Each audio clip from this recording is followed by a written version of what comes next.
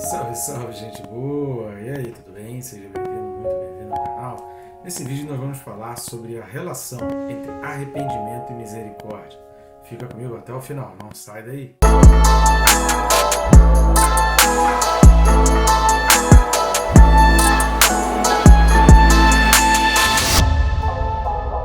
Só que eu peço sua gentileza para se inscrever no canal. Faz esse favorzinho, clica aí no botão inscrever-me e pronto, você já vai estar inscrito. E assim a gente vai ampliando o alcance da palavra de Deus, o alcance desse canal e aumentando aí o número de pessoas inscritas no canal. Peço você também para clicar no sininho, dessa maneira você é notificado a cada vídeo novo, fica por dentro de tudo que acontece aqui e também isso te disciplina. O objetivo da gente estar todos os dias aqui às 6 da manhã, trazendo uma reflexão, um ensinamento a respeito da palavra de Deus, é também te disciplinar e te motivar a estar estudando a palavra. Se está sendo bênção, você pode nos ajudar a alcançar mais pessoas e elevar o número de inscritos e o número de pessoas que estão em contato com a palavra de Deus. Afinal de contas, não sou eu, não é o canal, não é o ministério, é a palavra de Deus que gera vida, que gera transformação. Se você quer nos ajudar e se você pode fazer essa gentileza e nos ajudar em nosso canal, existem algumas maneiras que você pode fazer isso. Uma delas é clicando simplesmente aí em curtir, comentar e compartilhar. Curtindo e comentando no próprio YouTube já leva o vídeo para outras pessoas e compartilhando você inclui aí no teu oikos, no teu hall de amizades, no teu círculo e isso aumenta também o alcance mais ainda. Outra maneira é clicar em um dos links que está aqui na descrição. Na descrição vai ter alguns links pelos quais você consegue adquirir os nossos livros. Temos 2 livros, o mais antigo é o Quem se Importa com Deus, uma meditação a respeito daquele momento de Jesus no Getsemane, um chamado a uma responsabilidade individual, porque a gente sempre responde, eu me importo com Deus, mas será que as minhas atitudes são condizentes? Será que eu sou obediente o suficiente para fazer disso uma verdade absoluta na minha vida? Talvez existem coisas que precisam ser mudadas na nossa vida. O outro livro é o mais recente, que é o Perca Peso Tirando a Trave do Olho, que é um livro que traz uma reflexão mais voltada para a santidade, preparando a noiva para se encontrar com o noivo. Num tempo de tanta preocupação em cuidado com o corpo, não podemos esquecer de cuidar da alma. Cuidar do corpo é muito importante, eu recomendo. Só não permita que isso substitua o tempo. Cuida dos dois, cuida do corpo e cuida da tua alma. Esse livro vai te fazer refletir a respeito disso e se preparar, santificar. É um livro que fala a respeito da santificação. Vamos lá, querido. Muito obrigado, te agradeço muitíssimo pela sua ajuda, pelo seu apoio, por tudo que você já vem fazendo aí no nosso canal. O meu muito obrigado aí a você. Texto para esse vídeo, Hebreus 6, versículos de 4 a 6, diz então assim: É impossível, pois, que aqueles que uma vez foram iluminados e provaram o dom celestial e se tornaram participantes do Espírito Santo e provaram a boa palavra de Deus e os poderes do mundo vindouro e caíram. Sim, é impossível outra vez renová-los para arrependimento, visto que de novo estão crucificando para si mesmos o Filho de Deus e expondo-o à ignomínia. Nós já comentamos aqui, fizemos um vídeo em frente a uma introdução, já falamos do versículo 4, já falamos do versículo 5 no vídeo anterior, e agora a gente vai entrar mais fundo no versículo 6. Embora seja impossível falar de cada versículo de maneira isolada, sem estar relacionado aos outros versículos. Da mesma maneira, que é impossível você compreender tudo que está sendo dito em Hebreus 6, do 4 ao 8, sem você entender o capítulo 2, o capítulo 3, o capítulo 4 e o capítulo 5. Eu sugiro a você, se você quer uma compreensão melhor, se você quer entender melhor, e principalmente para que você não tire conclusões precipitadas daquilo que a gente vem falando aqui, estude primeiro o que a gente vem falando desde o capítulo 2. Porque aqui no capítulo 6, como também no capítulo 10 de Hebreus, isso é uma construção, é uma ideia sendo construída. Não é um livro isolado, uma coisa completamente isolada. É uma construção, algo vem sendo construído. E a gente precisa ter alguns entendimentos muito claros na nossa mente para a gente ter uma compreensão mais profunda e mais próxima daquilo que não só o autor quis trazer para nós, como também de todo o contexto bíblico e de tudo que a Bíblia nos diz. É óbvio que teologicamente a palavra salvação ela diz respeito a um ato judicial. Isso acontece num dado momento. Não é sobre isso que está tratando Hebreus 6 e muito menos Hebreus 10. Não é sobre o ato judicial. O que a carta aos Hebreus ela vai construir, e a gente vai perceber isso nessa construção, por isso que é importante você acompanhar. E se você está chegando agora no nosso canal, tire uns dias aí para você maratonar e assista desde o capítulo 1, pega desde o início, para você ver essa evolução, essa construção de uma ideia que não tem pontos isolados, são apenas explicações. O autor ele vai compartimentando a explicação e o sentido que ele vai colocando, usando como exemplo o próprio Israel lá no deserto, é exatamente da questão da perseverança, que a gente tem que ter a preocupação de perseverar e de produzir os frutos dignos daquilo que a gente é. Se você é salvo, que a sua vida seja condizente com a tua salvação e que todas as pessoas vejam que você é realmente salvo. Aqui dos versículos de 4 a 6, a gente já falou a questão dos que são iluminados, dos que estão provando, e de que o autor está falando aqueles, ou seja, colocando numa terceira pessoa esse tipo de gente que está ali experimentando, provando, mas não tem compromisso. Versículos de 4 a 6 está falando de pessoas que estão até interessadas, pessoas que querem saber, pessoas que estão curiosas, mas que ainda não têm compromisso. Está falando desse meio de caminho, pessoas que estão interessadas, mas não são compromissadas. E isso a gente precisa ter muito cuidado de transportar essa ideia no sentido de salvação e de que perde-se a salvação. E o outro risco muito grande é de pessoas que acham que uma vez salvo, salvo para sempre, e por conta disso acha que isso é um rótulo, é um selo, é uma coisa assim. É óbvio que espiritualmente não estou dizendo isso, mas a pessoa acha que não, já tenho garantido, já tenho ali o meu título, então eu posso viver a vida do jeito que eu quiser, de uma maneira completamente libertina, porque eu tenho liberdade e eu tenho liberdade até para pecar. Quem peca é escravo.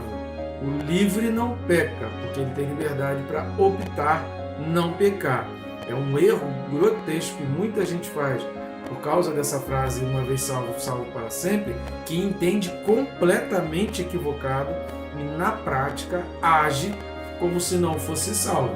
A Bíblia diz, é o que a gente vai ver pelos frutos se conhece a árvore. Então vamos lá destrinchar o versículo 6.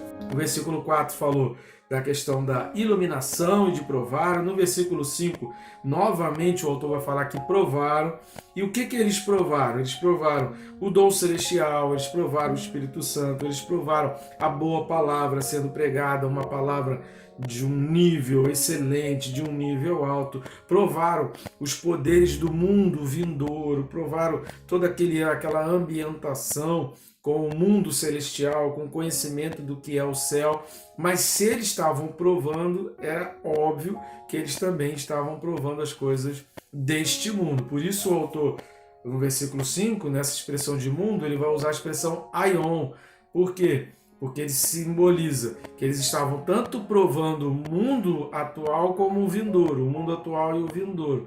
É essa expressão relacionada à geração, a tempo. A gente precisa ter muito cuidado com relação a isso. E aí o versículo 6 vai falar, depois de eles terem provado isso tudo, e caíram, esse e caíram no grego aí é parapipto, que significa cair de lado, que significa dar um deslize, cometer um erro, uma transgressão.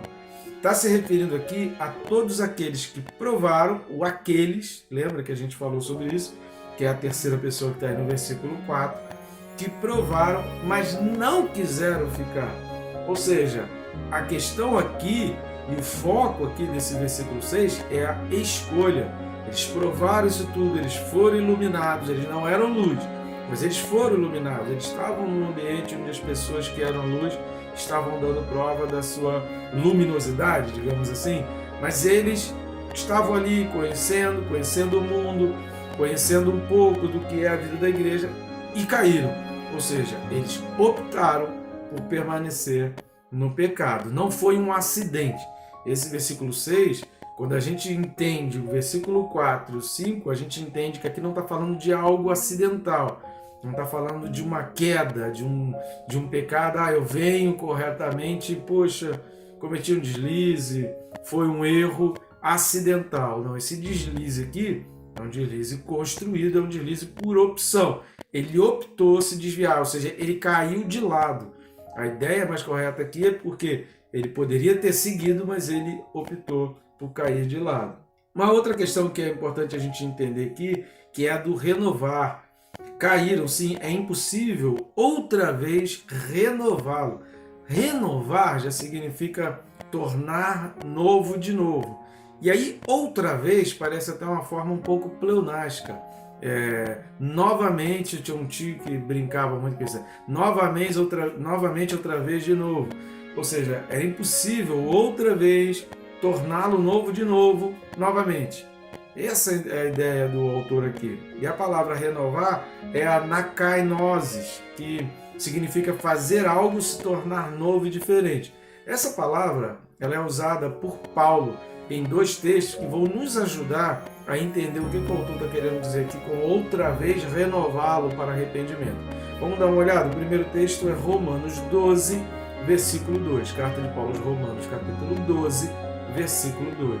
E não vos conformeis com este século, mas transformai-vos pela renovação da vossa mente, para que experimenteis qual seja a boa, agradável e perfeita vontade de Deus. Ou seja, a ideia de Paulo aqui é a mesma lá de Hebreus. Está experimentando a boa vontade, então você precisa tornar essa experiência uma experiência completamente nova.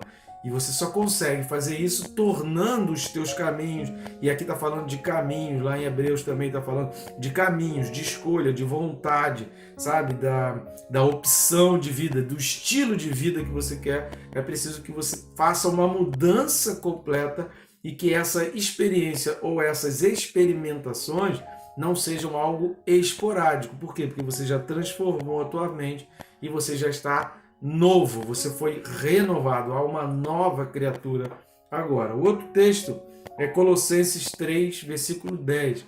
Colossenses 3, carta de Paulo aos Colossenses 3, versículo 10. E vos revestistes do novo homem, que se refaz para o pleno conhecimento, segundo a imagem daquele que o criou. Eu recomendo ler esse capítulo 3 de Colossenses todinho.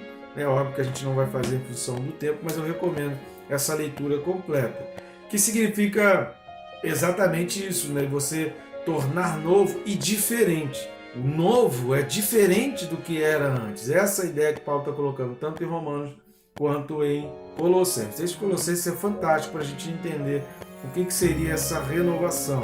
Um outro significado também para anacainosis é causar uma mudança a um estado anteriormente preferível. É por isso que a gente está falando aqui, a gente está enfatizando muito essa questão de escolha, porque a palavra utilizada para renovar significa tanto tornar uma coisa diferente, ou seja, uma opção diferente, quanto essa palavra ela era usada exatamente para diagnosticar uma mudança a um estado que era preferível, uma preferência anterior, ou seja, você tinha preferências, você tinha gostos, você caminhava numa direção e agora as tuas preferências mudaram.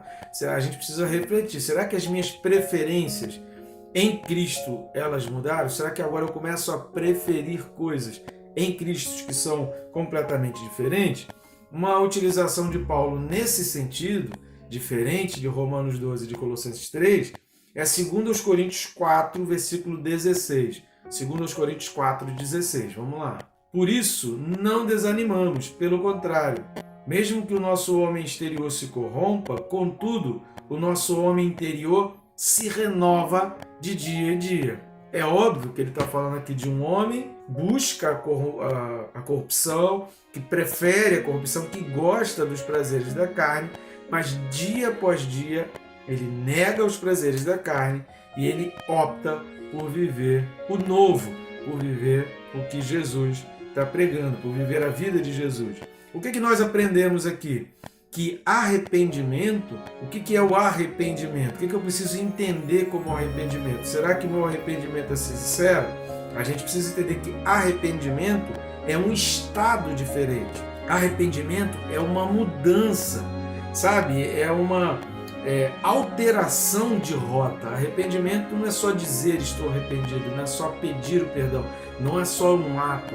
Arrependimento é uma mudança completa, é uma renovação completa, é uma troca de gostos, é uma troca de preferências. Arrependimento é uma mudança completa de direção. Por isso se usa muito no arrependimento a expressão conversão. Por quê? Porque antes eu estava caminhando na direção do pecado. E o que significa caminhar na direção do pecado? Preferindo, gostando, optando, escolhendo tudo que me aproximasse, que me levasse e me conduzisse ao pecado.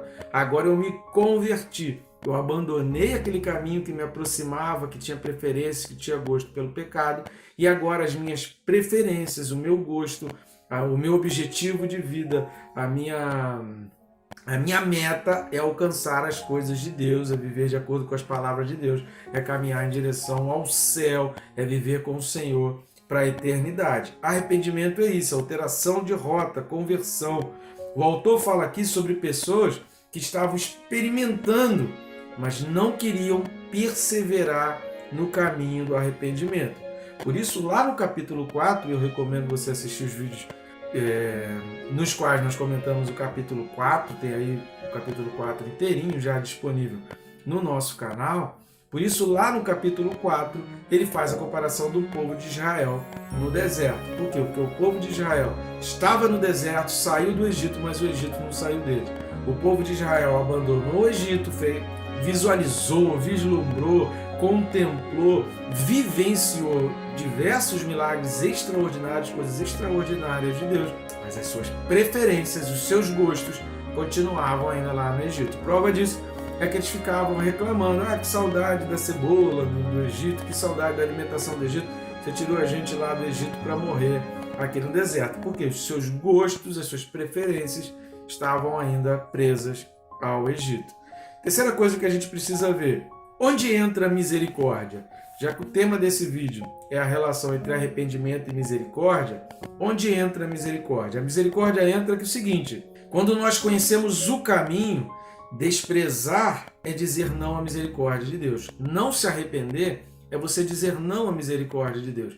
Lembra que o povo cristão, os primeiros cristãos, eles só foram chamados de cristãos lá em Antioquia, praticamente 20 anos depois da ascensão de Jesus Cristo, é que os cristãos foram realmente chamados por essa expressão cristãos. Até ali eles eram chamados como? Os do caminho. Vamos dar uma olhada nessas expressões no texto de Atos? Então vamos ler Atos capítulo 9, versículos 2, versículo 24 e do 13 ao 16. Atos 9, versículo 2. Ele pediu cartas para as sinagogas de Damasco, a fim de que, caso achasse alguns que eram do caminho, assim homens como mulheres, os levassem presos para Jerusalém. Versículos 13 ao 16. Ananias, porém, respondeu: Senhor, de muitos tenho ouvido a respeito desse homem, quantos males tem feito os teus santos em Jerusalém. E para aqui trouxe autorização dos principais sacerdotes para prender a todos os que invocam o teu nome. Mas o Senhor lhe disse: vai, porque este é para mim um instrumento escolhido para levar o meu nome perante os gentios e reis, bem como perante os filhos de Israel. Pois eu lhe mostrarei quanto lhe importa sofrer pelo meu nome. Paulo estava aterrorizando todos aqueles que amavam Jesus, que eram os chamados do caminho. E Deus disse referente a Paulo: e eu lhes mostrarei o quanto importa sofrer pelo meu nome. Versículo 24. Porém o plano deles chegou ao conhecimento de Saulo. Dia e noite guardavam também as portas para o matarem. Os do caminho, querido, eram aqueles que serviam ao Senhor Jesus, eram aqueles que estavam dispostos a servir o Senhor. Então, quando a gente conhece o caminho, não se arrepender. Por que eles eram chamados de caminho? Porque Jesus disse: eu sou o caminho, a verdade e a vida. Eles apresentavam a Cristo como um caminho, um caminhar, uma maneira, um jeito de ser, uma vida diferente, um estilo de vida diferente, métodos de vida diferentes, passos diferentes, uma maneira diferente de pensar, de olhar o mundo, de gostar das coisas. Esse era o caminho. Desprezar isso é negar a misericórdia de Deus oferecida através do caminho que era Jesus. Qual a mudança? Colossenses 3,10 vai dizer que se refaz. Se você reparou quando a gente leu Colossenses 3,10, vai falar daquele que se refaz. Ou seja, é uma mudança de postura, uma mudança de escolhas, é uma mudança de buscas. O que você está buscando? Você está realmente buscando se refazer, fazer-se de novo ou não. Aqueles lá de Hebreus 6 eram pessoas que não estavam nessa busca por ser completamente diferente. Desprezar a misericórdia, querido, é ignorar todo o sacrifício e favor de Deus na cruz. Por isso, o fim do versículo 6, que vai falar que estão crucificando para si mesmo o Filho de Deus e expondo a ignomínia.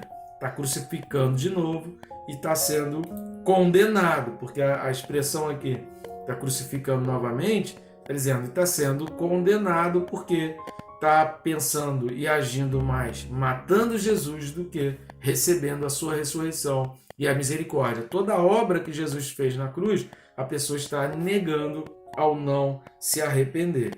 Entendimento do capítulo 2. Você precisa olhar e assistir os vídeos referentes ao capítulo 2 para que você tenha essa compreensão daquilo que a gente está falando. Arrepender-se é dizer sim à misericórdia liberada, porque ela está à disposição, ela está estendida. Deus quer que você alcance. E a maneira, a forma, a linguagem que a gente utiliza para dizer eu quero a misericórdia é o arrependimento. Querer o pecado é então negligenciar. Por isso lá no capítulo 2 de Hebreus, versículos de 2 a 4, capítulo 2 praticamente todo, vai falar a respeito dessa negligência, os cuidados em a gente negligenciar, em você saber qual o caminho a seguir, em você saber qual a posição correta a seguir, e você optar por fazer diferente e seguir aquilo que você está sendo alertado de que é errado. E aí você está expondo todo o sacrifício de Deus à vergonha, ou seja, você está envergonhando o sacrifício de Jesus Cristo, você está envergonhando a obra de Deus, você está colocando Deus em vergonha. É obviamente que Deus não quer isso de você, como Deus não queria daqueles mencionados no versículo 4, não era essa a expressão que Deus queria.